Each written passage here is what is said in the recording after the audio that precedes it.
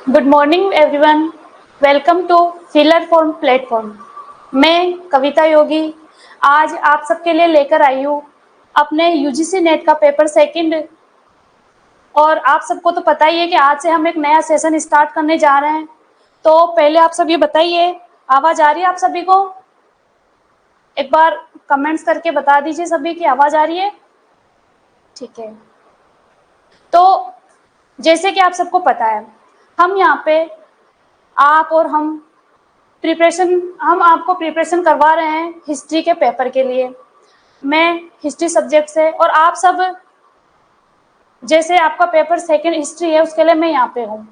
अब सबसे पहले जैसे हम सेशन स्टार्ट करेंगे तो उसके लिए सबसे ज्यादा जरूरी होता है सबसे पहले कि हम किस चीज की प्रिपरेशन कर रहे हैं, और हम जिस चीज की प्रिपरेशन कर रहे हैं उसके बारे में हमें पता होना चाहिए कि हमारा सिलेबस क्या है। हमें सिलेबस का पता होना चाहिए सबसे पहले। तो आज की क्लास में हमारा, हेलो एक बार बताइए आवाज आ रही है सभी को? एक बार कमेंट करिए, आवाज आ रही है? ठीक है, देखो हम सबसे पहले चर्चा करेंगे सिलेबस के बारे में, क्योंकि देखो किसी भी एग्जाम की प्रिपरेशन करने के लिए सबसे इम्पोर्टेंट चीज ये होती है कि हमें क्या पढ़ना चाहिए और क्या चीजें नहीं पढ़ना चाहिए, क्या चीजें पढ़ना चाहिए। सबसे पहले हमें सिर्फ और सिर्फ सिलेबस पता होना चाहिए। हमारे सिलेबस में कौन कौन से टॉपिक्स हैं, क्या क्या चीजें हमारे एग्जाम में आएगी, किस तरह के क्वेश्चंस हमें पूछे जाएंगे। तो उन सारी चीजों को जानने के लिए हमें सबसे पहले हमारे सिलेबस का अध्ययन करना चाहिए। तो आज हम देखेंगे, सबसे पहले मैं यहाँ पे सिलेबस की चर्चा करूंगी। ठीक है, कितने आ रहे हैं ना? ठीक है, देखो ये हमारा फिलर फॉर्म, इसका फेसबुक पेज आप ज्वाइन कर सकते हैं। इसके अलावा देखो यहाँ पे ये व्हाट्सएप ग्रुप है, आप व्हाट्सएप ग्रुप भी इसको ज्वाइन कर सकते हैं। ठीक है, अब मैं देख सबसे पहले तो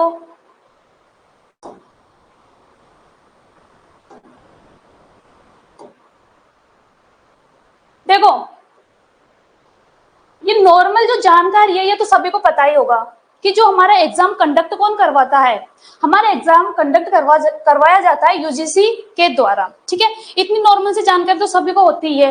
देखो हम देते हैं नेट की एग्जाम, नेट की फुल फॉर्म होती है नेशनल एलिजिबिलिटी टेस्ट, ये भी सभी को पता ही है।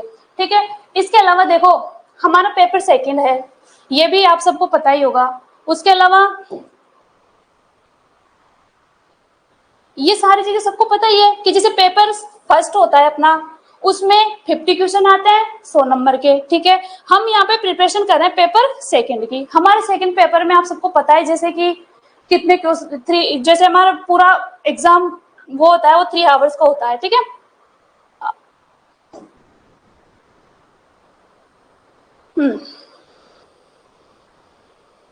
देखो जो हमारा सिलेबस है हिस्ट्री का संपूर्ण, उसको 10 यूनिट्स में डिवाइड किया गया है, ये सभी को पता होगा। पूरे सिलेबस को 10 यूनिट्स में डिवाइड किया गया है। तो हम यहाँ पे जैसे सिलेबस की चर्चा करेंगे तो हम प्रत्येक यूनिट वाइज, प्रत्येक यूनिट में कौन कौन से टॉपिक्स ऐड किए गए हैं उनके बारे में हम सभी अभी चर्चा करेंगे, ताकि उसके बाद में जब हम अपना कोर्स स्टार्ट करेंगे तो हमारे माइंड में ये इमेज होनी चाहिए कि हम कौन सा टॉपिक पढ़ रहे हैं, क्यों पढ़ रहे हैं। हमें पता होना चाहिए कि ये टॉपिक हमारे सिलेबस में है।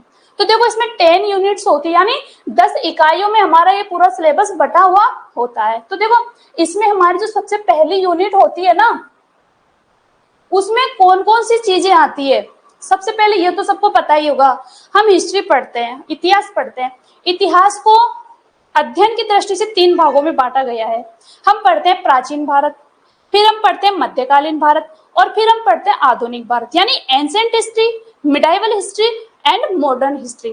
तो जो हमारे जो यूनिट्स होती है, स्टार्टिंग की जो 3 यूनिट्स होती है, उसमें हमारे एंशिएंट हिस्ट्री वाले पार्ट को ऐड किया गया है। तो देखो जो पहली यूनिट है, इसमें पहली यूनिट में जो ऐड किया गया है वो पहला है पुरातात्विक स्रोत। पुरातात्विक स्रोत सब जानते ही हो। हमें इतिहास की जानकारी के लिए जिन जिन चीजों से हमें पता चलता है इतिहास के बारे में, किन किन चीजों से हमें पता चलता है, जैसे पुरातात्विक स्रोत है, कोई साहित्यिक स्रोत, मतलब अलग अलग स्रोत होते हैं। तो सबसे पहले कौन कौन से स्रोत होते हैं जिनसे हमें इतिहास के बारे में पता चलेगा, तो वो होते हैं पुरातात्विक स्रोत। इससे हमें पता चलेगा इतिहास के बारे में। तो ये वाला टॉपिक है फर्स्ट यूनिट में है, ठीक है। इसके बाद में नेक्स्ट अपना टॉपिक है सिंधु घाटी या हड़प्पा सभ्यता। देखो पुरातात्विक स्रोत के बाद में सेकंड टॉपिक ऐड किया गया है सिंधु घाटी या हड़प्पा सभ्यता। ये वाला टॉपिक कंप्लीट अपने यूनिट फर्स्ट में आता है, ठीक है। इसके अलावा देखो राज्य व्यवस्था का विस्तार, सिंधु घाटी सभ्यता के बाद में या उनके दौरान, इनके काल के दौरान यहाँ की राजनीतिक व्यवस्था कैसी थी, ये सारी चीजों का अध्ययन हम इसमें करेंगे। अब देखो इनके बाद में अगली यूनिट है, सॉरी यूनिट के बाद में अगला टॉपिक है, इसमें वैदिक और उत्तर वैदिक काल, मतलब सिंधु घाटी सभ्यता के बाद में जैसे ही हम इतिहास पढ़ते हैं, सिंधु घाटी सभ्यता के बाद में हम अध्ययन करते हैं वैदिक और उत्तर वैदिक काल का। तो देखो वैदिक काल में क्या हुआ, उत्तर वैदिक काल के बाद का काल यानी उत्तर वैदिक काल, उसमें क्या क्या होता है उत्तर वैदिक काल, इसकी जानकारी हम इसमें प्राप्त करेंगे। इसके बाद में पशुचारण और खाद्य उत्पादन, मतलब वैदिक काल के दौरान वहां पे पशुचारण का व्यवसाय रहा होगा, वो खाद्यान्न उत्पादन कैसे किया करते थे, वो सारी चीजें हम इसमें अध्ययन करेंगे। तो देखो पता चल गया यूनिट फर्स्ट में कौन कौन सी चीजें आएगी, ये टॉपिक यूनिट फर्स्ट में आएंगे, ठीक है, इनका हम अध्ययन करेंगे इसमें। इसके आगे नंबर सेकंड यूनिट आती है राज्य से साम्राज्य तक। देखो इनमें अब देखो हमने पुरातात्विक स्रोतों का अध्ययन किया, उसके बाद में हमने सिंधु घाटी सभ्यता का अध्ययन करेंगे, फिर हम वैदिक काल पढ़ेंगे, वैदिक काल के बाद में कैसा क्या सिचुएशंस होती है हमारे देश में वो हम पढ़ेंगे। उसके बाद में देश में जैसे जैसे विकास होता है, प्रोग्रेस होती है, आगे राज्यों का निर्माण होने लगता है, तो वो सारी चीजें यूनिट सेकंड में आएगी। तो देखो इसमें साम्राज्यों का विघटन और क्षेत्रीय शक्तियों का उदय, जैसे हम वैदिक काल के बाद से लगभग पढ़ने लग जाते हैं कि महाजनपद काल का उदय होने लग जाता है, महाजनपदों का निर्माण होने लग जाता है, छोटे छोटे जनपद मिलके बड़े बड़े जनपदों का निर्माण हो जाता है। उसके बाद में कुछ ऐसा होता है कि जो बड़े बड़े महाजनपद थे उनमें आपसी संघर्ष, आपसी तनाव या छोटे मोटे लड़ाई झगड़े किसी भी चीज को लेके उनमें क्या होता है विघटन, यानी वो टूटने लग जाते हैं। जो वैदिक काल के बाद में जो बड़े बड़े महाजनपदों का निर्माण होता है उनमें क्या होता है कि वो बटने लग जाते हैं, उनमें बंटवारा होने लग जाता है, ठीक है। तो मतलब साम्राज्य का विघटन, उनमें बंटवारा कैसे होने लग जाता है, उनका विघटन होने लग जाता है। और क्षेत्रीय शक्तियों का, अब देखो कोई बड़ा महाजनपद है या बड़ा साम्राज्य है, उसमें फूट हो जाती है या फिर लड़ाई झगड़े हो जाते हैं, तो वो बंटवारा हो जाता है, तो उसमें स्थानीय स्तर पर, क्षेत्रीय स्तर पर, छोटे छोटे स्तरों में अलग अलग साम्राज्य का उदय होने लग जाता है, ठीक है। तो इसका मतलब है क्षेत्रीय शक्तियों का उदय, मतलब छोटे छोटे स्तरों पर, अलग अलग स्तरों पर अलग अलग साम्राज्यों का उदय होता है, वो इसमें है। उसके बाद में देखो आंध्र देश में सलंकायन और विष्णु कुंडिन, मतलब आंध्र प्रदेश, आंध्र देश यानी हमारे भारत का दक्षिणतम हिस्सा, उसके अंदर दक्षिणतम हिस्से में ये कौन सा राजवंश है, ये कौन सा राजवंश है, इन चीजों के बारे में हम इसमें अध्ययन करेंगे कि दक्षिण भारत में जो जो राजवंशों का उदय हुआ, ये इन राजवंशों के बारे में हम अध्ययन करेंगे। उसके बाद में हर्ष और उसका समय, अगला टॉपिक है इसमें हर्ष। वर्धन वंश के राजा हर्ष का तो सबने नाम सुना ही होगा, ठीक है। इसके बारे में हम हर्ष के साम्राज्य के बारे में पढ़ेंगे और उसके समय के दौरान जो जो घटनाएं क्या क्या घटित हुई वो सारी चीजों का हम इसमें अध्ययन करेंगे। इसके बाद में देखो गुप्त वाकाटक युग, हर्ष के बाद में गुप्त काल के राजाओं का, वाकाटक वंश के लोगों का, इनका आपसी संबंध कैसे क्या रहा, वो सारी चीजों का हम इसमें अध्ययन करेंगे। फिर राज्य से साम्राज्य तक, राज्यों से साम्राज्य तक छोटे छोटे राज्य, फिर वापस से जैसे बड़े साम्राज्यों का निर्माण होता है, एक छोटा सी क्षेत्रीय शक्ति दूसरे क्षेत्रीय शक्ति पे अधिकार करती है, तो बड़े बड़े साम्राज्यों का निर्माण होता है, वो सारी चीजें हम इसमें अध्ययन करेंगे, ठीक है। इसके बाद में थर्ड यूनिट आती है थर्ड यूनिट में क्या क्या होता है, देखो दक्कन, दक्षिण भारत, पूर्वी भारत, पश्चिमी भारत, उत्तरी भारत में राज्य। मतलब संपूर्ण देश में हम उत्तर पूर्व, उत्तर से लेके दक्षिण तक, पूर्व से लेके पश्चिम तक, पूरे चारों दिशाओं में कौन कौन से स्टेट्स में कौन कौन सी जगह है, कौन कौन से राज्यों का उद्भव हुआ, कौन कौन से राजा वहां पे शासन, किन किन राजाओं ने वहां पे शासन किया, वो सारी चीजें हम इसमें पढ़ेंगे। ठीक है, अब देखो प्रारंभिक मध्यकालीन भारत की विशेषताएं। जब प्राचीन काल खत्म होने लगता है और जब मध्यकालीन जो इतिहास होता है उसकी शुरुआत होती है, उससे पहले का जो काल होता है उसे बोला जाता है प्रारंभिक मध्यकाल। यानी मध्यकाल स्टार्ट नहीं हुआ है, लेकिन उससे पहले का काल, मतलब थोड़ा बहुत मध्यकाल शुरू होने के यहाँ पे लक्षण होने लग जाते हैं। तो मध्यकालीन भारत में क्या क्या विशेषताएं रही वहां की, और व्यापार और शहरीकरण, मध्यकालीन भारत की विशेषताओं के बाद में कौन कौन से व्यापार होने लगे, शहरीकरण होने लगा, कौन कौन से व्यापार ज्यादा फैलने लगे, उन चीजों को हम इसमें अध्ययन करेंगे। अब देखो उसके बाद में क्या होता है, ब्राह्मणवादी धर्मों का विकास। धीरे धीरे समय के अकॉर्डिंग जैसे जैसे टाइम निकलता है वैसे वैसे अलग अलग धर्मों का विकास होने लगता है, अलग अलग संप्रदाय बनने लगते हैं, अलग अलग लोगों के द्वारा कोई किस संप्रदाय को मान रहा है, कोई किस संप्रदाय को मान रहा है। इस तरीके से ब्राह्मणवादी धर्मों में, मतलब जैसे शैव धर्म हुआ, वैष्णव धर्म हुआ, या फिर पाशुपत, जो भी सारी चीजें, ये सारी चीजें इसके अंतर्गत आ जाती है। तो कौन कौन से धर्म यहाँ पे विकास हुआ वो सारी चीजें इसमें आ जाएगी। अब उसके बाद में अगला टॉपिक है प्रारंभिक मध्यकालीन भारत में राज्य गठन पर बहस। प्रारंभिक मध्यकालीन भारत में कौन कौन से राज्यों का गठन हुआ, किस किस तरीके से हुआ, क्या क्या घटनाएं घटी, वो सारी चीजें इस टॉपिक में होता है। तो देखो यूनिट 3 में हमने प्राचीन भारत के अंत तक और मध्यकालीन भारत की प्रारंभिक अवस्था तक, मध्यकालीन इतिहास की प्रारंभिक अवस्था तक यूनिट 3 में ये सारी चीजें आ जाती है। तो यूनिट 1 से लेकर 3 तक आप सबको पता चल गया कि हम प्राचीन भारत का अध्ययन करेंगे। प्राचीन भारत के सारे टॉपिक्स यूनिट 1 से लेकर 3 तक आ जाते हैं। ठीक है, अब आगे हम नेक्स्ट स्लाइड पे देखते हैं मध्यकालीन भारतीय इतिहास का स्रोत। देखो जो 4th नंबर की यूनिट है ना, वो स्टार्ट हो जाती है मध्यकालीन भारत के इतिहास से। तो मध्यकालीन भारतीय इतिहास में देखो अपन मराठों की बात करते हैं, छत्रपति शिवाजी महाराज की बात करते हैं। ये दक्षिण भारत में जिन्होंने ये मराठा साम्राज्य फैले, वहां पे ये वाला जो टॉपिक है ये यूनिट 4 में आता है। ठीक है, इसके बाद में मध्यकालीन भारतीय इतिहास के स्रोत।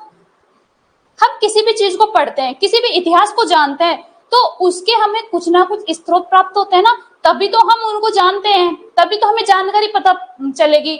मान लो किसी चीज के स्रोत ही नहीं है तो हमें कैसे पता चलेगा कि प्राचीन काल में ये घटित हुआ होगा, इतिहास में ये घटित हुआ होगा। अगर हमारे पास वर्तमान में कोई स्रोत मौजूद नहीं होंगे, कोई साक्ष्य मौजूद नहीं होंगे, तो हमें वहां की ना तो किसी भी प्रकार की राजनीतिक व्यवस्था का पता चलेगा, ना सामाजिक व्यवस्था का पता चलेगा, हमें यह भी नहीं पता चलेगा वहां के लोग कैसे थे, कैसे रहते थे। तो हमें सारी चीजें किनसे पता चलती है, स्रोतों के आधार पर हमें पता चलती है। ठीक है, तो स्रोत सबसे ज्यादा इंपॉर्टेंट होते हैं इतिहास में, क्योंकि हमें उन्हीं के जरिए पता चलता है कि प्राचीन काल में, अतीत में क्या क्या घटनाएं घटी। ठीक है, तो ये हो गया मध्यकालीन भारतीय इतिहास के स्रोत। जिस तरीके से प्राचीन भारत को पढ़ते हैं उसके स्रोत हमें प्राप्त होते हैं। जैसे हम सिंधु घाटी सभ्यता पढ़ेंगे तो उनके खुदाई के दौरान, खनन के दौरान, उत्खनन के दौरान कुछ ना कुछ साक्ष्य हमें प्राप्त होंगे, कुछ ना कुछ स्रोत हमें प्राप्त होंगे, तो हमें वहां की सिचुएशन पता चलेगी। ठीक है, वैदिक काल का हम पढ़ेंगे तो उसमें कौन कौन से स्रोत है, कोई साहित्य है, कोई लिखित साहित्य है, कोई वेद पुराण जो भी है, हम उस साक्ष्य से हमें पता चलता है। उसी तरीके से हम मध्यकालीन भारत को पढ़ेंगे तो मध्यकालीन भारत के भी कुछ ना कुछ स्रोत होंगे ना, जैसे वहां के राजा महाराजाओं के दरबार में कोई कवि रहते होंगे, लेखक रहते होंगे, विद्वान रहते होंगे, उन्होंने रचनाएं रची, लिखी, तो उनसे हमें पता चलता है, स्रोतों से हमें उस इनका पता चलेगा। अब देखो एक है विजयनगर और बहमनी साम्राज्य, ये दक्षिण भारत के साम्राज्य है। ठीक है, इनका उदय कैसे हुआ, बहमनी साम्राज्य का उदय कैसे हुआ, ये सारी चीजें हम इसमें पढ़ने वाले हैं। उसके बाद देखो मुगल साम्राज्य की स्थापना, हम मध्यकालीन भारत पढ़ रहे हैं, मध्यकालीन भारत में ही मुगल साम्राज्य की स्थापना होती है, ठीक है। तो मुगल साम्राज्य की स्थापना किसने की, कब की, क्या क्या कारण रहे होंगे, वो सारी चीजों का हम इसमें अध्ययन करेंगे। उसके बाद में देखो भारत के मुगल और मुगल साम्राज्य का विघटन। देखो किसी भी साम्राज्य का पहले तो होता है उसकी स्थापना, वो उन्नति करेगा, प्रोग्रेस करेगा, उसका चारों तरफ उसकी कीर्ति, उसकी प्रसिद्धि फैलेगी। लेकिन एक समय ऐसा आता है कि कोई से भी महान राजवंश देख लो आप, एक ना एक समय उसका पतन निश्चित ही होता है।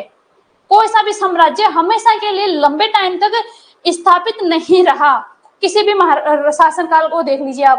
तो देखो मुगल साम्राज्य भी एक बहुत बड़ा साम्राज्य रहा है अपने देश में, लगभग संपूर्ण भारत कह सकते हैं अपन, लास्ट तक औरंगजेब तक अपन पढ़ते हैं तो अधिकतर भारत के अधिकांश क्षेत्रों पे मुगल साम्राज्य स्थापित हो चुका होता है। लेकिन एक समय ऐसा आता है कि उसका भी विघटन प्रारंभ हो जाता है। जब हमारे देश में अंग्रेजों का शासन स्थापित होने लग जाता है तो मुगल साम्राज्य का विघटन होने लग जाता है। तो इस चीज का हम इसके बारे में इसमें अध्ययन करेंगे।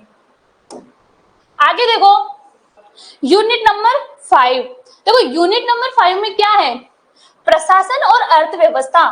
किसकी कौन सा प्रशासन, किसकी अर्थव्यवस्था। तो देखो इसमें है प्रशासन अर्थव्यवस्था, मतलब मध्यकालीन भारत की, हम मध्यकालीन भारत का अध्ययन कर रहे हैं ना, तो मध्यकालीन भारत में वहां का प्रशासन किस तरीके से चलता था।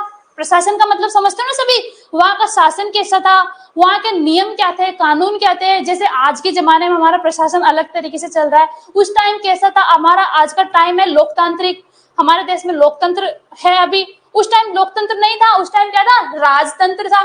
तो राजतंत्रात्मक मतलब राजतंत्र, राजा का शासन, तो या फिर सम्राट का शासन, या फिर बादशाह, मुगल बादशाहों का शासन। तो उनकी प्रशासन व्यवस्था कैसी थी, उनकी अर्थव्यवस्था कैसी थी, मतलब इनकम का स्रोत, किन तरीकों से वो इनकम उनकी होती थी, उनकी इकोनॉमिक्स कैसी थी, वो होती है अर्थव्यवस्था। इसका हम इसमें अध्ययन करेंगे। उसके बाद में देखो शेरशाह के प्रशासनिक सुधार।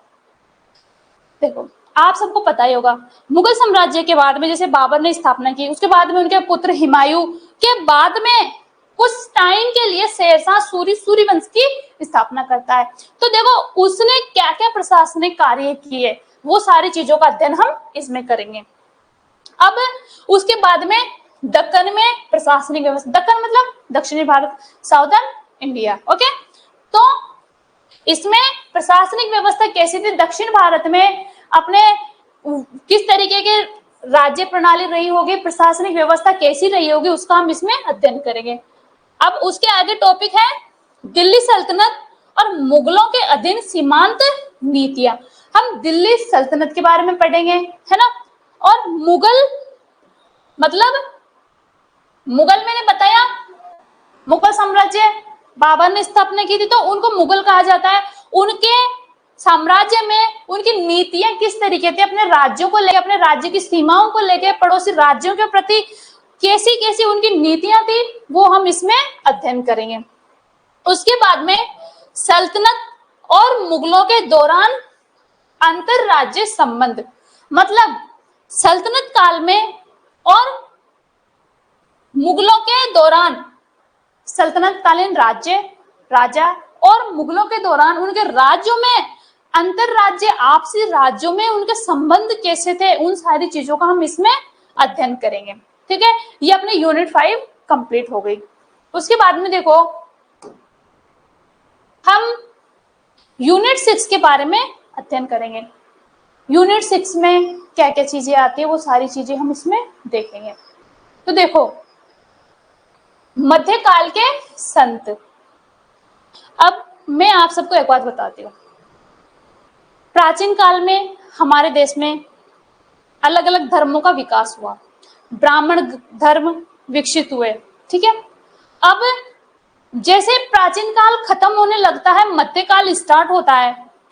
मध्यकाल के स्टार्टिंग के दौरान हमारे देश में बाह्य आक्रमण होने लग जाते हैं, जिनके अंदर हम देखें तो अलग अलग, जैसे अरबी लोगों के आक्रमण होते हैं, ईरानी, फारसियों, इस तरीके से अलग अलग बाह्य देशों के द्वारा हमारे देश में आक्रमण किया जाता है, हमारे देश में आकर वो लोग लूट मार करते हैं, यहाँ के संस्कृति को नुकसान पहुंचाते हैं, यहाँ के धर्म को नुकसान पहुंचाते हैं। इस तरीके से ये हमारे देश में जो इस टाइम तक व्यवस्था थी सामाजिक या धार्मिक, वो बहुत दयनीय स्थिति होने लग गई थी। तो समाज में अनेक प्रकार की कुरीतियां प्रचलित होने लग गई, वहां की आर्थिक स्थिति खराब होने लग गई, उनकी सामाजिक स्थिति खराब होने लग गई। अब देश में मुस्लिमों का आतंक छाने लग गया। अब इनके द्वारा भारतीय जनता पर अत्याचार भी किए जाते थे कईयों के द्वारा। तो जब किसी समाज में कभी ना कभी कोई ऐसा दौर आता है जब वहां की स्थिति दयनीय हो जाती है किसी भी तरीके से, तो फिर क्या होता है, आंदोलन करने लगते हैं लोग। आंदोलन करते हैं ना, तो देखो फिर कोई नवीन विचारधारा के लोग जन्म लेते हैं, कोई महान संत जन्म लेते हैं उस सामाजिक स्थिति को सुधारने के लिए, परिवर्तन लाने के लिए। तो उस काल के दौरान वहां की सामाजिक स्थिति को सुधारने के लिए अनेक संतों ने जन्म लिया, महापुरुषों ने जन्म लिया। ठीक है, तो देखो सूफी ये एक मुस्लिम धर्म से रिलेटेड होते हैं। ठीक है, तो सूफी संत हुए बहुत से, कौन कौन से सूफी संतों ने जन्म लिया उनके बारे में हम इसमें पढ़ेंगे। इसमें अगला है सिख आंदोलन। तो देखो हम इसमें पढ़ेंगे कि सिखों ने क्यों आंदोलन किया, क्या जरूरत पड़ गई इनको आंदोलन करने की, सिख कौन होते हैं, ये सारी चीजों का हम इसमें अध्ययन करेंगे। उसके बाद में भक्ति आंदोलन, मतलब अब भक्ति आंदोलन से मतलब ऐसे नहीं है कि जैसे हम स्वतंत्रता संग्राम में आंदोलन करते हैं, लड़ाई झगड़े करते हैं, वो वाला ये आंदोलन नहीं है। ठीक है, इसमें भक्ति की भावना जागृत होती है लोगों में, सभी लोगों में भक्ति की भावना जागृत होती है। कुछ ऐसे बड़े बड़े महान संत जन्म लेते हैं जो भक्ति धारा को प्रभावित करते हैं। हमारे देश में दक्षिण भारत से उत्तरी भारत तक, पूर्वी भारत से पश्चिमी भारत तक, चारों तरफ भक्ति की लहर जाग उठती है। अनेक संत जन्म लेते हैं, वो अनेक रचनाओं अपने द्वारा, अपने भक्ति काव्य कहानियों के द्वारा भक्ति आंदोलन की तरह उसको एक प्रचार प्रसार करते हैं। उसके बाद में शिक्षा, ललित कला का विकास हम पढ़ेंगे।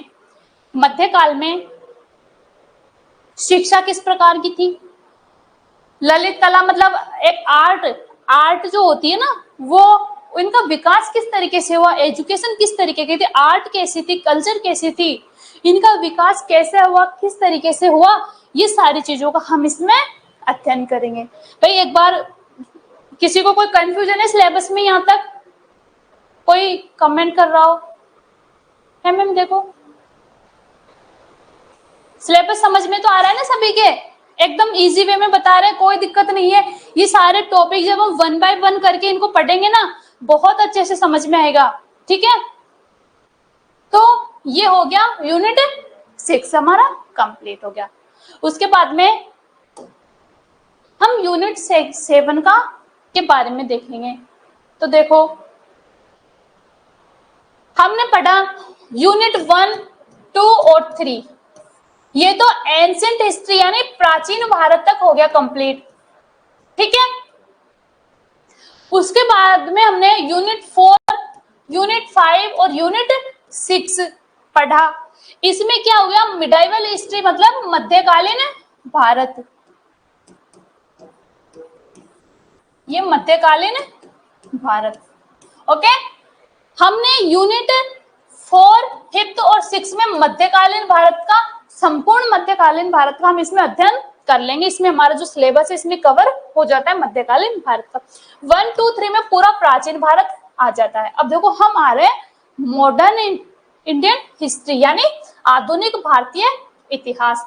अब आधुनिक भारतीय इतिहास में क्या क्या टॉपिक्स हैं, कौन कौन सी चीजें इसमें ऐड है, वो देखेंगे। देखो अब इसमें भी आधुनिक भारतीय इतिहास के स्रोत, मैंने अभी बताया कि किसी भी चीज को पढ़ने के लिए, जानने के लिए हमें सबसे ज्यादा जरूरत होती है स्रोतों की।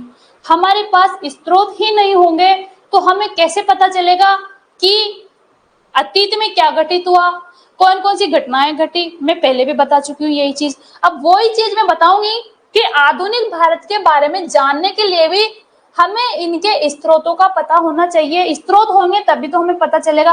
तो इन स्रोतों से हमें कौन कौन से ऐसे स्रोत हैं आधुनिक भारत के जिनसे हमें पता चलेगा कि आधुनिक भारत में क्या क्या घटनाएं हुई, क्या क्या चीजें हुई। ठीक है।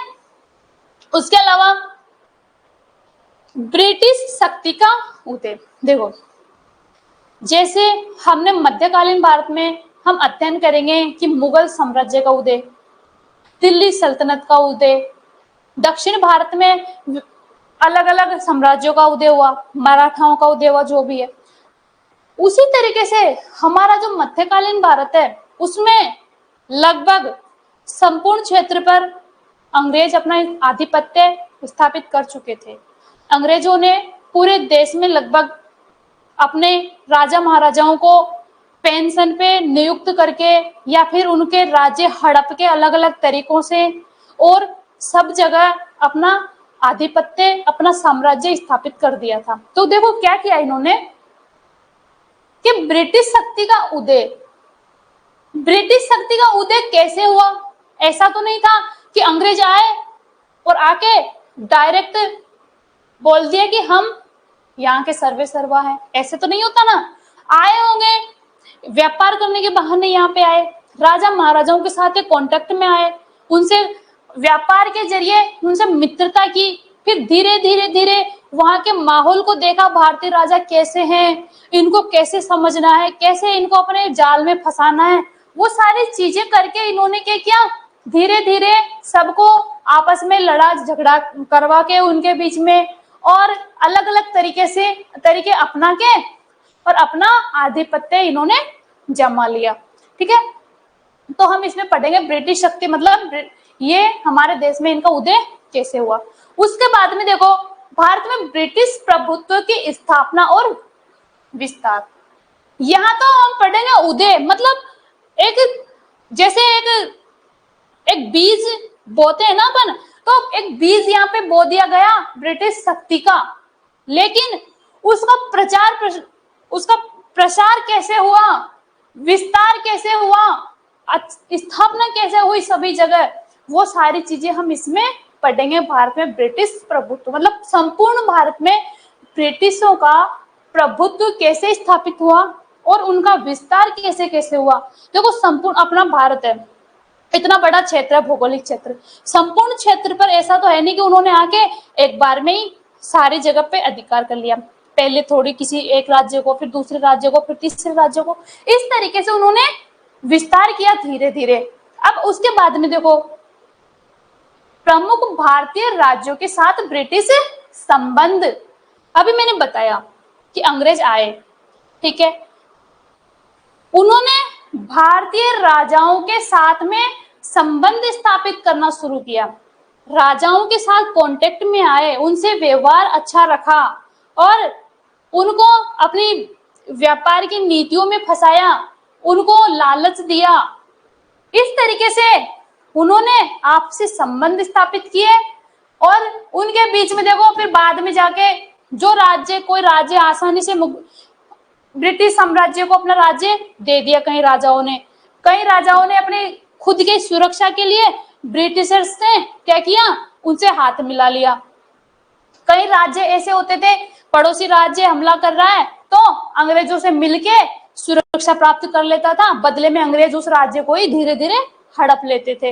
इस तरीके से कि इनके बीच में कैसे क्या संबंध रहा, वो सारी चीजें हम इसमें पढ़ेंगे। अब देखो भारत में ब्रिटिशर्स स्थापित हो चुके अच्छी तरीके से, तो 1857 तक आते आते अंग्रेज जैसे भारत में इन्होंने अपना साम्राज्य स्थापित किया, तो ऐसा तो है नहीं कि ये बहुत अच्छे तरीके से यहाँ पे रह रहे थे। इनका खुद का फायदा होगा ना, तभी तो यहाँ पे आए थे। तो इन्होंने क्या किया, भारतीय जनता का शोषण करना शुरू कर दिया। भारतीय आम जनता, किसान, मजदूर वर्ग, इन सब के साथ में इन्होंने बहुत अत्याचार किए। यहाँ की जो छोटी छोटी रियासतें थी उन राजाओं को अपने कंट्रोल में कर लिया। किसान, भारत की आपको पता है भारत की लगभग प्रेजेंट टाइम की अपन बात करें तो 70% से अधिक जनता यहाँ पे खेती करती है, जबकि वर्तमान समय में तो एजुकेशन का भी इतना अच्छा माहौल हो चुका है, लोग पढ़ते हैं, जॉब लगते हैं अलग अलग सेक्टर्स में। लेकिन उस टाइम ना तो इतनी एजुकेशन थी, ना ही कुछ अच्छे सेक्टर्स थे, उद्योग धंधे नहीं थे, कुछ भी नहीं था। जनता ओनली किसान वर्ग की थी, सिर्फ खेती करती थी। किसान की आजीविका का एकमात्र स्रोत होता था जमीन। अब ये अंग्रेज लोग किसानों की उसी जमीन को हड़प रहे थे, उनसे जबरदस्ती मनमाना कर वसूल कर रहे थे। तो और उसके अलावा अलग अलग क्षेत्रों पे कहीं अत्याचार कर रहे थे, कहीं जनजातियां थी, कहीं ऐसे वर्ग थे जो अंग्रेजों के आतंक से परेशान हो चुके थे। एट लास्ट क्या होता है, भारतीय सेना या अंग्रेजों की जो सेना होती थी उसमें अपने जो इंडियंस, अपने जो भारतीय सैनिक भी होते थे उन लोगों के साथ में भी बहुत ज्यादा भेदभाव किया करते थे।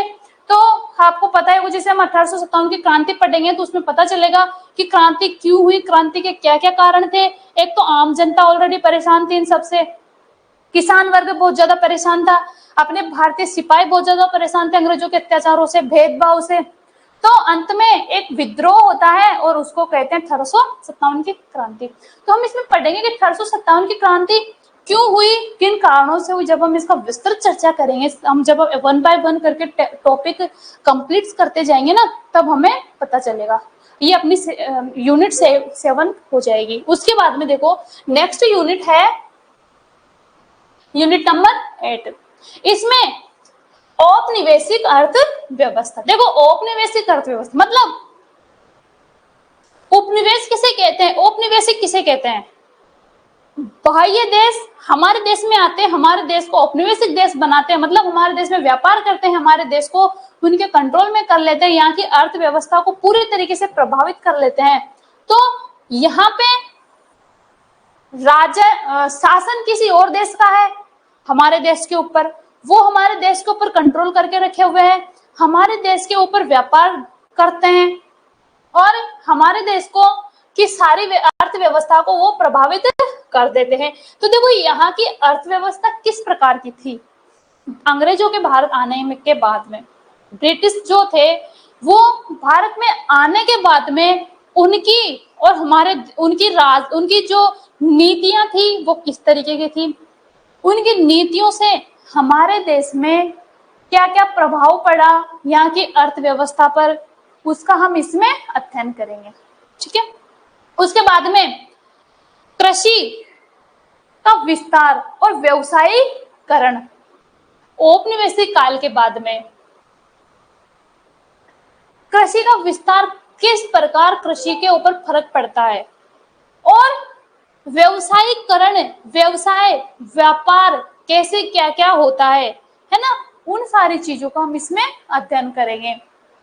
अब उसके आगे है ब्रिटिश औद्योगिक नीति, अंग्रेजों की उद्योगों के प्रति नीति। देखो स्टार्टिंग में हमारे देश में कोई उद्योग नहीं थे, अंग्रेज भारत में आए, उन्होंने खुद के फायदे के लिए भारत में उद्योग स्थापित करना शुरू कर दिया। देखो क्या होता था, अंग्रेज आए भारत में व्यापार करने के लिए, भारत में कच्चे माल की बहुतायत उपलब्धता रहती है हमारे देश में, क्योंकि हमारा कृषि प्रधान देश है। यहाँ पे कृषि से रिलेटेड हर एक चीज यहाँ पे उपज होती है, पैदावार होती है। तो अंग्रेज क्या करते थे, यहाँ से कच्चा माल अपने जहाजों में भरते, फिर अपने देश ले जाते, क्योंकि इनके देशों में ऑलरेडी ये विकसित देश थे, इनके पास में ऑलरेडी उद्योग थे बड़े बड़े। तो ये लोग क्या करते थे, हमारे देश से कच्चा माल जहाजों में भर भर के अपने देश समुद्री मार्गों के द्वारा ले जाया करते थे। तो देखो एक तो टाइम ज्यादा लगता, समय ज्यादा लगता, उसके अलावा खर्चा जाने का। फिर ये लोग क्या करते थे, इनके देश में जाके कच्चे माल से ये सामग्री निर्माण करते हैं। जैसे यहाँ से कच्चा माल एक तरीके से सूत कपास जिसे हम कहते हैं, कपास ले गए, वहां जाके इन्होंने उद्योगों से धागा तैयार किया, वस्त्र बनाए, अच्छे अच्छे फैंसी डिजाइन वाले कपड़े बनाए और उन्हीं कपड़ों को लाके फिर हमारे देश में बेचते महंगे दामों में। तो सामान, कच्चा माल हमारे देश का लेके जा रहे ये इनके देश में, और फिर वहां तैयार करके उद्योगों में वापस लेके आ रहे, फिर हमारे देश में बेच रहे हैं। तो एक तो टाइम बहुत ज्यादा लगता, ऊपर से इनको खर्चा भी होता। तो इन लोगों ने क्या सोचा कि क्यों ना हम भारत में ही उद्योगों की स्थापना कर दे, हम भारत में ही कारखाने स्थापित कर दे, ताकि हम यहीं से कच्चा माल प्राप्त करें और यहीं से हम इनका कच्चे माल से सामग्री निर्मित करके, निर्माण करके यहीं के यहीं इन लोगों को बेच दे। तो इन लोगों को अंग्रेजों ने क्या सोचा कि इससे हमें जाने आने का खर्चा बचेगा, टाइम बचत होगी, उल्टा हमारा फायदा ही फायदा होगा। तो देखो, ऐसा बिल्कुल भी नहीं है कि अंग्रेजों ने हम भारतीयों के लाभ के लिए उद्योग स्थापित किए होंगे, नहीं। अंग्रेज खुद का फायदा देख रहे थे, इसलिए उन्होंने क्या किया, भारत में उद्योगों की स्थापना की। और अब इसमें क्या है, उद्योग नीति उनकी कौन कौन सी उद्योग नीतियां रही होगी, वो सारी चीजें हम इसमें पढ़ेंगे। आप लोगों को पता चल गया उद्योगों की स्थापना अंग्रेजों ने भारत में क्यों की, उनके खुद के फायदे के लिए, ना कि हम भारतीयों के लिए, क्योंकि वो उन्हें सिर्फ हर कंडीशन में उनको खुद का ही फायदा चाहिए था। ठीक है, अब आगे देखो, भारतीय भाषाओं एवं साहित्यिक विधाओं का आधुनिकीकरण। भारतीय भाषा, हमारे देश में जो भाषा थी, हमारे जो साहित्य थे, उन विधाओं का आधुनिकीकरण। देखो इसका मतलब क्या है, इसका मतलब मैं बताती हूँ। हमारे देश में अंग्रेजों से पहले प्राचीन काल में ही बहुत से ऐसे महान विद्वानों ने, साहित्यकारों ने जन्म लिया। हमारे देश में कालिदास जैसे महान कवि ने जन्म लिया। इसके अलावा हमारे देश में बहुत से ऐसे साहित्यकार, कवि जिन्होंने जन्म लिया, अच्छे अच्छे साहित्यों की रचना की, हमारे देश में अच्छे अच्छे ग्रंथों की रचना की, अच्छे अच्छे नाटक, कविताओं की रचना की थी। तो अंग्रेजों ने क्या सोचा कि अगर हमें भारत में राज करना है तो हमें इनकी सामाजिक स्थिति, इनकी सांस्कृतिक स्थिति, इनकी धार्मिक स्थिति को अच्छे से समझना ही होगा।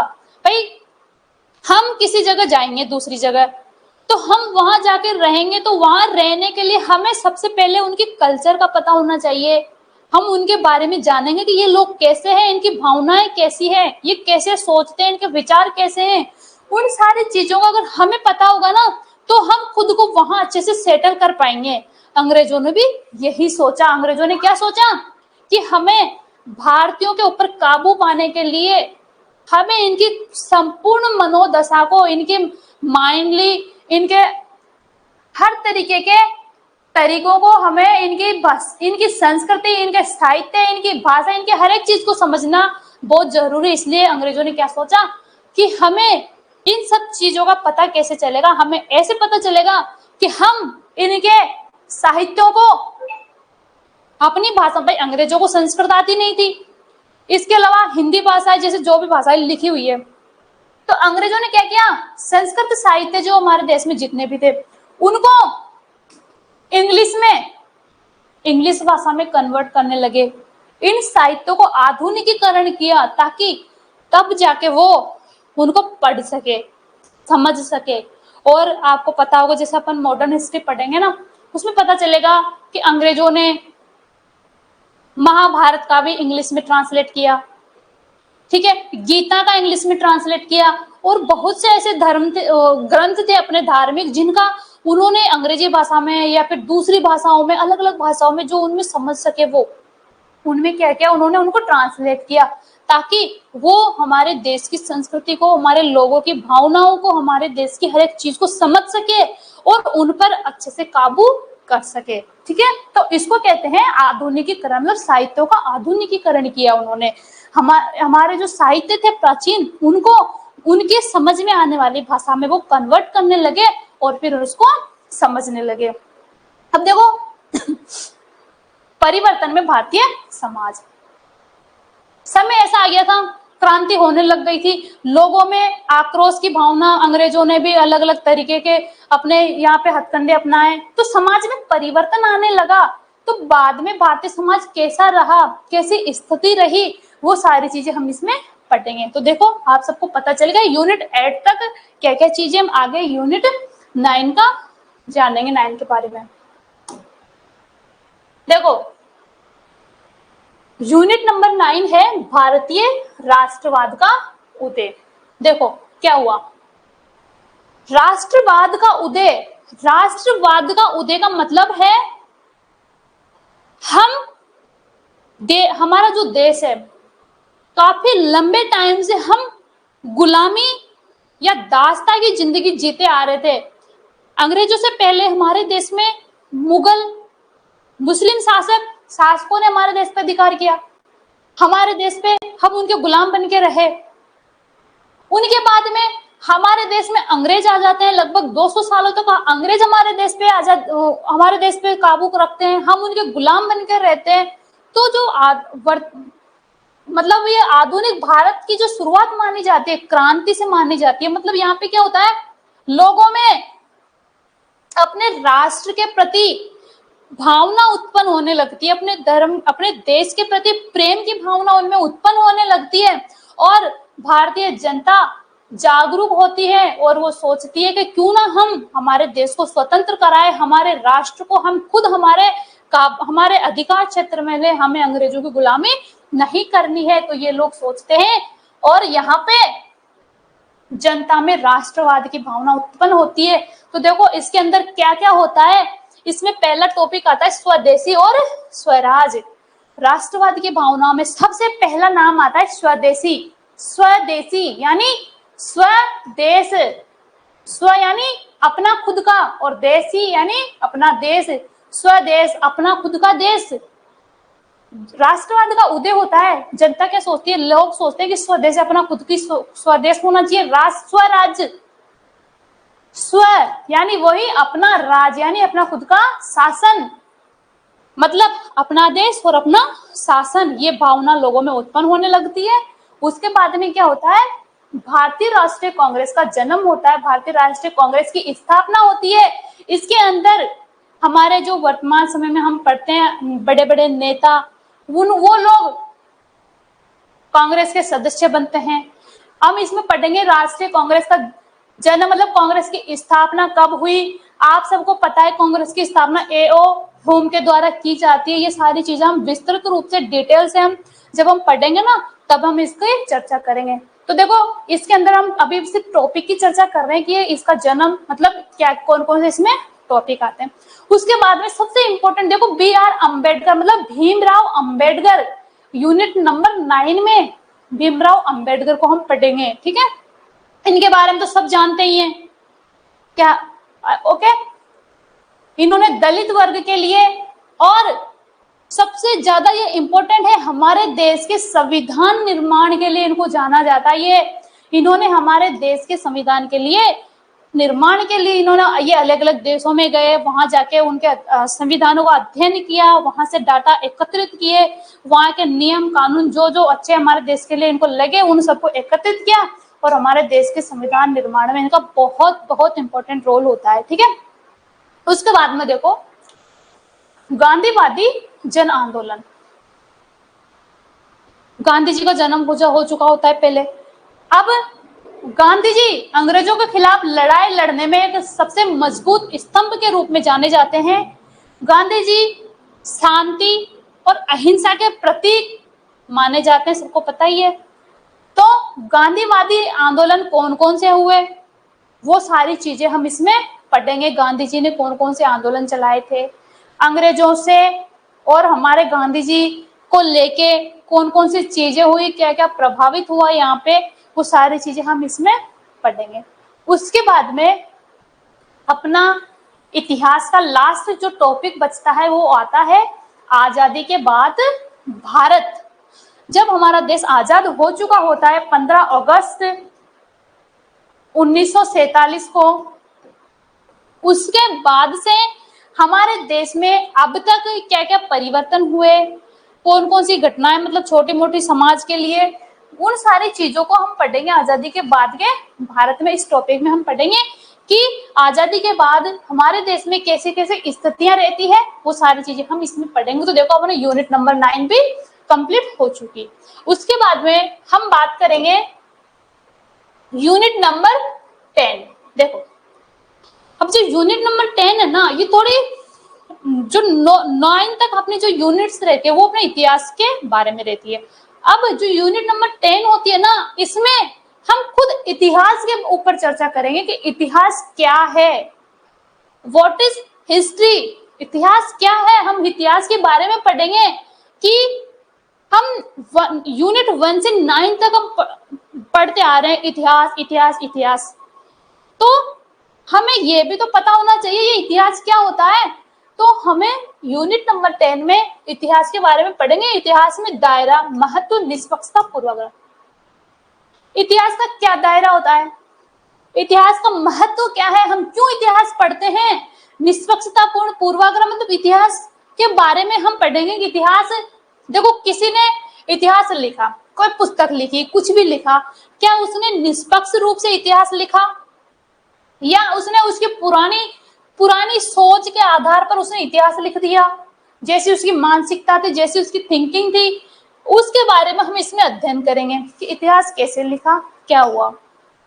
अब देखो भारतीय इतिहास में नवीनतम रुझान, भारतीय इतिहास में नए तरीके के क्या क्या रुझान आए, मतलब नया जन जागृति या जन जागरण कैसे क्या हुआ, इसमें हम पढ़ेंगे। ओके, उसके बाद में देखो ऐतिहासिक लेखन की शुरुआत।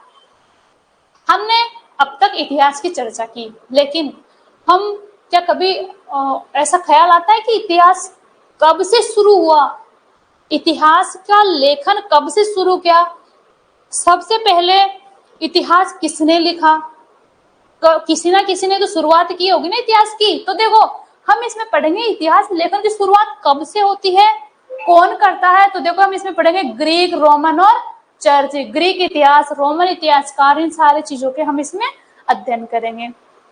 उसके बाद में देखो पुनर्जागरण और इतिहास लेखन पर इसका प्रभाव। पुनर्जागरण का मतलब देखो, पुनर्जागरण का शाब्दिक अर्थ तो होता है पुनः जागरण, यानी दोबारा जागना। इसका मतलब ये नहीं है कि हम सोए हुए थे और हम जाग रहे हैं, इसका मतलब ये होता है कि हम अंधविश्वास, रूढ़िवादिता, इन सारी चीजों में घिरे हुए थे। समाज में नवीन नई जन जागरण, नई चेतना नहीं थी, लेकिन किसी कारण से इतिहास लेखन से या फिर अलग अलग लोगों के द्वारा हमारे देश में, समाज में जन जागरण, जन चेतना का कार्य किया गया। तो वो इसी में आ गया कि पुनर्जागरण और इतिहास लेखन पर इसका प्रभाव, क्या प्रभाव पड़ा है, वो सारी चीजें हम इसमें पढ़ेंगे। और इसके बाद में इतिहास में उत्तर आधुनिकतावाद, मतलब इतिहास में उसके बाद में प्रेजेंट टाइम तक, अब तक इतिहास लेखन में क्या क्या प्रोसेस रही, क्या क्या परिवर्तन हुए तब से लेके अब तक, वो सारी चीजों का हम इसमें अध्ययन करेंगे। तो देखो हमने आज की क्लास में चर्चा की यूनिट 1 से 10 तक हमारे इतिहास के सिलेबस में कौन कौन से टॉपिक्स आते हैं, कौन कौन सी चीजें आती है, ये सारी चीजें हमने इसमें अध्ययन की है। ठीक है, और आप सभी को सबसे पहले हमारा पूरा सिलेबस कंप्लीटली हमें याद होना चाहिए। हमें पता होना चाहिए कि हम हम जिस चीज की हम एग्जाम दे रहे हैं उसमें हमें क्या क्या पढ़ना चाहिए, सबसे ज्यादा जरूरी यही चीज इसमें होती है। ठीक है, अब देखो जैसे हम इतिहास का अध्ययन करेंगे तो हमें पता चल गया हमारे पास 10 यूनिट्स है, इनको हमें पढ़ना है। ये हमारा इतिहास पेपर सेकंड का संपूर्ण सिलेबस है। आई होप आप सबको सिलेबस तो समझ में आ ही गया होगा। फिर भी अगर किसी को डाउट है तो आप प्लीज एक बार कमेंट करके बता दीजिए कोई टॉपिक समझ में नहीं आया हो कि मैम इस टॉपिक में कौन सी चीज आएगी, वो सारी चीजें हम आपको बता देंगे। एक बार देखिए मैम कुछ, ठीक है। इसके बाद में देखो जब हम इतिहास पढ़ेंगे तो जैसे अपनी कल से क्लास होगी इतिहास की, तो हम क्लास की शुरुआत करेंगे उससे पहले बेसिक नॉलेज कि हमें बेसिक नॉलेज पता होना चाहिए कि इतिहास क्या होता है, और सबसे पहले हम इतिहास के बारे में पता करेंगे। तो देखो, इतिहास शब्द की उत्पत्ति कैसे हुई, इतिहास कैसे बना, ठीक है, तो हम उस चीज के बारे में थोड़ी बेसिक नॉलेज हम बता देती हूँ मैं आपको। तो आप देखना, हम सबसे पहले पढ़ेंगे इतिहास। ये इतिहास जो वर्ड है, इस शब्द की उत्पत्ति कैसे हुई, इतिहास कैसे बना, इतिहास क्या है, उस चीज के बारे में हम इसमें पढ़ेंगे। तो हम अगर इतिहास शब्द का संधि विच्छेद करें, अलग अलग टुकड़ों में अगर हम इतिहास को बांटे, तो क्या होता है, देखो इतिहास की इति, इसमें ही नहीं होता, इसमें ह आएगा, थोड़ा मिसप्रिंट हो गया है, हा और आस, मतलब इति है आस। इति का मतलब क्या होता है, ऐसा ही। इति का मतलब क्या होता है, ऐसा ही। इति एक संस्कृत शब्द है, संस्कृत शब्द इति, इसका मतलब होता है ऐसा ही।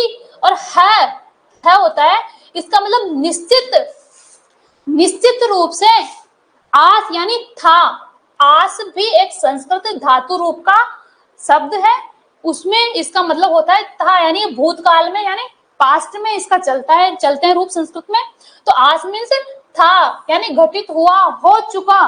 तो इतिहास का मतलब क्या है कि ऐसा निश्चित रूप से घटित हुआ, मतलब ऐसी घटना जो अतीत में निश्चित रूप से घटित हुई होगी, उसको हम क्या कहते हैं, उसको हम इतिहास कहते हैं। इतिहास की सबसे सिंपल, छोटी सी, साधारण सी परिभाषा, डेफिनेशन होती है कि इतिहास किसे कहते हैं, जो घटना अतीत में घटित हो चुकी, अर्थात अब तक जो कुछ भी घटित हुआ है वह इतिहास का ही भाग है। मतलब जो जो घटनाएं घटित हुई वो इतिहास है प्राचीन काल में, और वर्तमान काल में उनके साक्ष्य मौजूद है हमारे सामने। देखो, कुछ घटनाएं ऐसी भी होती है जो घटित हो गई, लेकिन उनका कोई साक्ष्य मौजूद नहीं है, कोई प्रमाण मौजूद नहीं है, तो हम उसे इतिहास नहीं कह सकते, ठीक है। इतिहास किसे कहते हैं, एक तो ऐसी घटना जो निश्चित रूप से घटित हुई है, ठीक है। नंबर सेकंड, जो घटित हो चुका वो इतिहास है। नंबर सेकंड, जिसके हमारे पास साक्ष्य मौजूद है, सबूत मौजूद है, प्रमाण मौजूद है, तभी तो हमें पता चलेगा कि प्राचीन काल में कोई घटना घटित हुई थी, तभी पास्ट में जो घटना घटित हुई, अगर उसके हमारे पास साक्ष्य मौजूद है ना, तो हमें पता चलेगा कि वो इतिहास है। और नंबर सेकंड, नंबर थर्ड बात मैं बताऊं, उस घटना का हमारे वर्तमान जीवन पे, हमारे सामाजिक जीवन पे कुछ ना कुछ फर्क पड़ता हो। देखो, ऐसे तो हर दिन पता नहीं कितनी घटनाएं घटित होती है, हजारों लाखों करोड़ों घटनाएं प्रतिदिन घटित होती है, लेकिन हम प्रत्येक घटना को तो इतिहास नहीं कह सकते ना। भाई, कल हमारे पड़ोस में झगड़ा हो गया, क्या हम उसको इतिहास बोलेंगे? छोटे मोटे लड़ाई झगड़े हो रहे, स्कूल में दो बच्चे लड़ने लग गए, क्या वो इतिहास का भाग है? नहीं। प्रत्येक घटित होने वाली घटना इतिहास नहीं होती है। इतिहास वो चीज होती है जो एक हमारे सामाजिक जीवन को, हमारे ऐतिहासिक जीवन को, हमारे सांस्कृतिक जीवन को प्रभावित करती हो, जिसके साक्ष्य मौजूद हो, वो क्या कहलाता है? इतिहास कहलाता है, ठीक है। तो इतनी सी चीज तो आप सबको पता होना चाहिए, क्योंकि हमारा सब्जेक्ट है इतिहास, हिस्ट्री, हम हिस्ट्री पढ़ रहे हैं, हमें पता होना चाहिए इतिहास क्या है, ठीक है। इसके आगे देखो, इतिहास की हम और अधिक व्याख्या करें तो देखो, जो इतिहास है वो ग्रीक भाषा यानी यूनानी भाषा के शब्द है हिस्टोरिया। हिस्टोरिया ग्रीक भाषा का शब्द है हिस्टोरिया, उससे हिस्ट्री शब्द की उत्पत्ति होती है। अपन इंग्लिश में पढ़ते हैं ना हिस्ट्री, हिस्ट्री इंग्लिश में हम हिस्ट्री पढ़ते हैं ना, उसकी उत्पत्ति होती है हिस्टोरिया शब्द से, हिस्ट्री, और हिस्ट्री से हम पढ़ते हैं इतिहास। तो देखो, जो ग्रीक भाषा का हिस्टोरिया शब्द है ना, इसका अर्थ क्या है? शाब्दिक अर्थ होता है इसका जांच या शोध, मतलब शोध करना, जांच करना। हिस्टोरिया शब्द का क्या अर्थ होता है? जांच या शोध, ठीक है। और इसी से इतिहास शब्द की उत्पत्ति मानी जाती है। उसके अलावा देखो, हम पढ़ेंगे कि हिस्टोरिया जो शब्द है, इसका सबसे पहले प्रयोग किसने किया? भाई किसी ना किसी ने तो इतिहास के संदर्भ में, इतिहास के बारे में इस शब्द का प्रयोग किया होगा। तो इतिहास का सबसे पहला प्रयोग एक यूनानी इतिहासकार है हेरोडोटस। ये थोड़ा मिसप्रिंट हो गया तो ये लिखा हुआ हेरोडोटस, ये हेरोडोटस है, ठीक है, हेरोडोटस है ना। तो इतिहास का सबसे पहले, हिस्टोरियन शब्द का सबसे पहले प्रयोग किया गया यूनानी इतिहासकार हेरोडोटस, ये है हेरोडोटस, ठीक है, हेरोडोटस। इसने ये यूनान मीन्स ग्रीक देश, यूनान और ग्रीक एक ही है, अलग अलग नहीं है। तो इस हिस्टोरियन शब्द का सबसे पहले प्रयोग किया था हेरोडोटस के द्वारा। अब देखो हेरोडोटस ने सबसे पहले कहाँ प्रयोग किया था, तो इसने क्या किया, इनकी एक बुक है द हिस्ट्रीज, हेरोडोटस की पुस्तक है द हिस्ट्रीज, उसमें इन्होंने सबसे पहले हिस्टोरियन शब्द का प्रयोग किया। और आप सबको पता ही है हेरोडोटस को इतिहास का जनक कहा जाता है। हेरोडोटस को क्या कहा जाता है, इतिहास का जनक कहा जाता है हेरोडोटस को।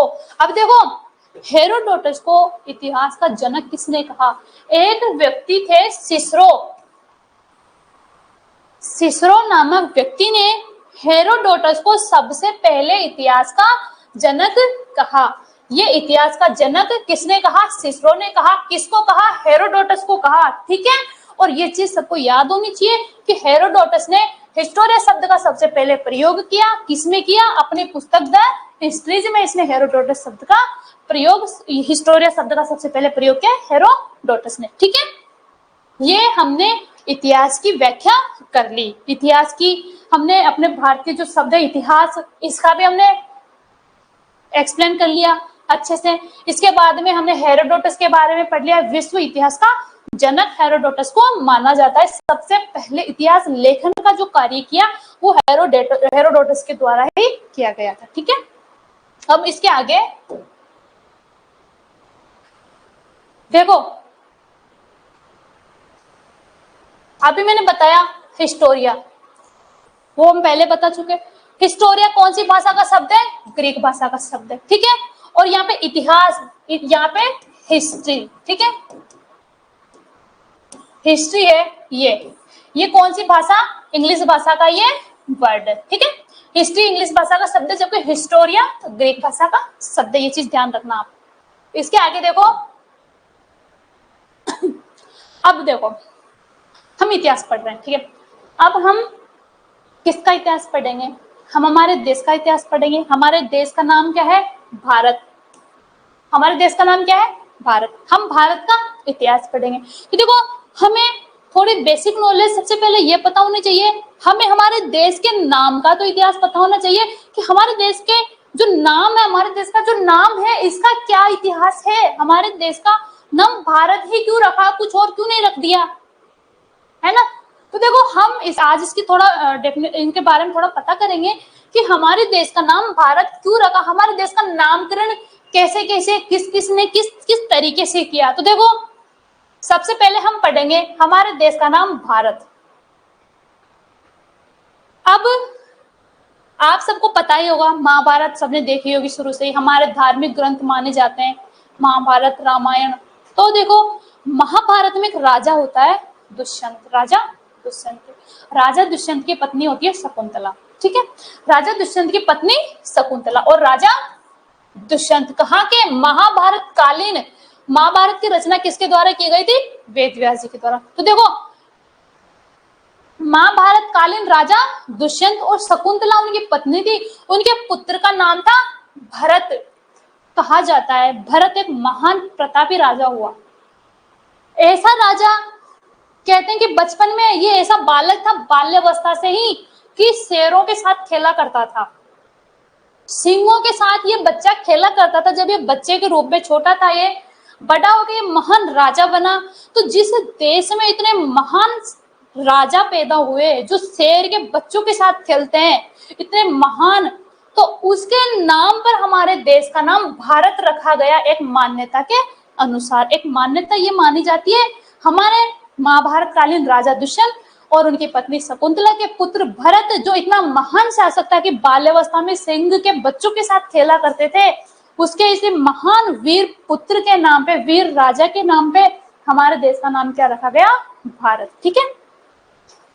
और जब हम वेदों में पढ़ते हैं तो वेद में जनजाति या कुल, कबीला होता है, जनजाति होते हैं। हम वेदों का अध्ययन, वैदिक सभ्यता पढ़ेंगे, उसमें हम ये सारी चीजें विस्तार से पढ़ेंगे कि कुल क्या होता है, जनजाति। तो उसके कबीले के नाम पे माना जाता है कि ऋग्वैदिक काल में एक कबीले का, एक जन का नाम उल्लेख होता है भरत। भारत नाम का एक कबीला था, उस कबीले के नाम पर ही इस देश का नाम भारत पड़ गया। ठीक है। ये तो भारत शब्द की व्याख्या हो गई कि भारत कैसे इसका नाम रखा। क्या सर? ओके, ठीक है। इसके आगे मैं दो चीज और बता देती हूँ, आज भी, बाकी की क्लास हम कल करेंगे। भारतवर्ष, भारतवर्ष, भारत नाम से ही भारत के आगे जुड़ा भारतवर्ष, यानी भारतवर्ष जो शब्द है इसका सबसे पहली बार उल्लेख किया गया था राजा जो खारवेल है, एक राजा है, हम इसका अध्ययन करेंगे जब हम इतिहास पढ़ेंगे आगे। उसका एक अभिलेख है, हाथी गुम्फा नाम का जो शिलालेख है, या उसमें सबसे पहले भारतवर्ष शब्द का प्रयोग मिलता है। भारतवर्ष का मतलब होता है भरतों का देश, मतलब हमारे भारत देश में इतने भरत पैदा हुए हैं। एक भरत राजा दुष्यंत का पुत्र जो सिंह शेरों के साथ खेलता है खिलौने की तरह। और आपको पता है रामायण के अंदर भगवान श्री राम जो अपने माने जाते हैं, उनके भाई का नाम भी भरत है। माना जाता है कि उनके छोटे भाई के नाम पर, भरत के नाम पर भी हमारे देश में, देश का नाम भारत रखा। अर्थात हमारे देश में से कहीं भरतों ने जन्म लिया, अनेक भरतों ने हमारे देश में से महान राजाओं ने जन्म लिया, उसके नाम पे हमारे देश का नाम भारत रखा गया। तो ठीक है, आज देखो हमने चर्चा की सिलेबस के बारे में और हमारे देश के नामकरण के बारे में। ठीक है, इसके आगे की क्लास हम कल ठीक 11 बजे मॉर्निंग में सेशन स्टार्ट करेंगे। तो आज जैसे आज हमने सिलेबस बताया, किसी को कोई कंफ्यूजन हो, कोई प्रॉब्लम हो, तो आप जो भी आपकी प्रॉब्लम है एक बार कमेंट करके हमें मैसेज जरूर कर दीजिए। ठीक है, कल 11 बजे हमारी नेक्स्ट क्लास स्टार्ट